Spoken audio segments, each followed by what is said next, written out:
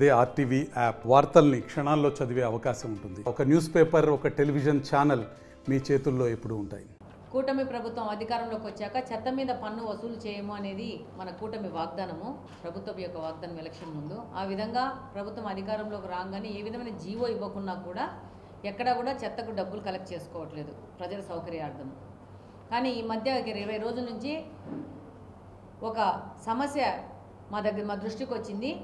చెత్తను కొన్ని చోట్ల కలెక్ట్ చేయట్లేదు, వారానికి వస్తుందా 4 రోజులకు వస్తుందని దీని మీద రివ్యూ చేయడం జరిగింది. రివ్యూ చేస్తే తెలిసిన విషయం ఏంటంటే, ఈ కడప కార్పొరేషన్కి సంబంధించిన మేయర్ గారు చెత్తను కలెక్ట్ చేసుకోవడానికి అయ్యే ఖర్చులకు సంబంధించిన డబ్బు కార్పొరేషన్ ఇవ్వదు, మేమెందుకు ఇవ్వాలి అని చెప్పేసి సంబంధిత అధికారులను పిలిచి చెప్పడం జరిగింది. దానివల్ల దాదాపు ఇంతకుముందు చెత్త కలెక్ట్ చేసుకోవడానికి వచ్చిన వాహనాలను సగానికి సగం తగ్గిస్తూ దశల వారీగా ఆ వాహనాలను తగ్గించి కార్పొరేషన్ చెత్త కలెక్షన్కి డబ్బులు ఇవ్వము అని చెప్పేసి ఆయన చెప్పింది. నేను ఒకటే ప్రశ్నిస్తున్నాను, మీ ద్వారా ప్రజలకు ఈ విషయం చేరవేస్తున్నాను. ఈ మేయర్ సిట్లీలో కూర్చుండి ఎందుకు? ఈయన వైసీపీకి సంబంధించిన పార్టీ కార్యక్రమాలు జరపడానికి కూర్చున్నాడా, లేకపోతే ప్రజలకు సేవ చేయడానికి కూర్చున్నాడా? ఈ మేయర్కి అసలు ఈ యొక్క ప్రభుత్వ విధానాలు జీవో మీద అవగాహన ఉందా? ఈ సందర్భంగా నేను మేయర్ గారికి తెలియజేసుకుంటున్నాను, ఒక జీవో ఉంది గవర్నమెంట్ తరపు నుంచి, ప్రతి ఒక్క కార్పొరేషన్కి సంబంధించిన పారిశుద్ధ్యానికి సంబంధించిన ఖర్చులు ఆ కార్పొరేషనే భరించాలి అనేది ఒక జీవో. వీళ్ళు ఏ విధమైన ఇలాంటివన్నీ పరిశీలించకుండా కార్పొరేషన్ సంబంధించిన అధికారులను తీసుకొచ్చేసి ప్రభుత్వం మీద వ్యతిరేకతను క్రియేట్ చేయడానికి ఒక పక్కా ప్లాన్ ప్రకారము కార్పొరేషన్లో చెత్త సమీకరణాలు చేయకుండా ఆపేయమని చెప్పి ఒక ఇన్ఫార్మల్ డైరెక్షన్ ఇవ్వడం జరిగిందంట.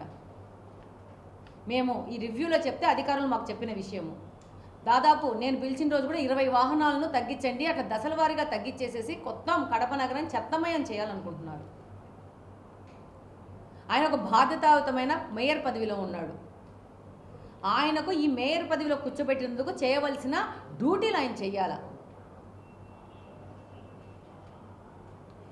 ఈ విధంగా చర్యలు చేసి ఈ విధంగా ఇంటర్నల్గా కార్పొరేషన్ మొత్తం వాళ్ళ ఆధీనంలో ఉంది అని చెప్పేసి ఈ విధంగా ప్రజల్ని ఇబ్బంది పడితే ప్రజల దగ్గర నుంచి ఒక వ్యతిరేకత వస్తుంది. పైపెచ్చు ప్రజలు సంబంధిత కార్పొరేషన్లో కార్పొరేటర్కి ఫోన్ చేసేసి ఏ ఏరియాలో ఉన్న వాళ్ళు ఫోన్ చేస్తే ఎమ్మెల్యే మాధవిరెడ్డి మేడం మమ్మల్ని చెత్త ఎత్తనీయట్లేదని చెప్తోంది. ఎమ్మెల్యేకి కార్పొరేషన్లో చెత్తకు సంబంధమే లేదు. ఇది కార్పొరేషన్లో సంబంధించిన మేయర్ కింద ఉన్న 50 మంది కార్పొరేటర్కు సంబంధించిన వ్యవహారం. కార్పొరేటర్లు నా మీద వ్యతిరేకత తీసుకురావడానికి నా పేరు వాడుకుంటా అక్కడ చెత్త కలెక్ట్ చేసుకున్న వాళ్ళని ఇన్ఫార్మల్గా ఆపేసేసి ప్రజల నుంచి నా మీద వ్యతిరేకత తీసుకురావాలనుకుంటున్నారు.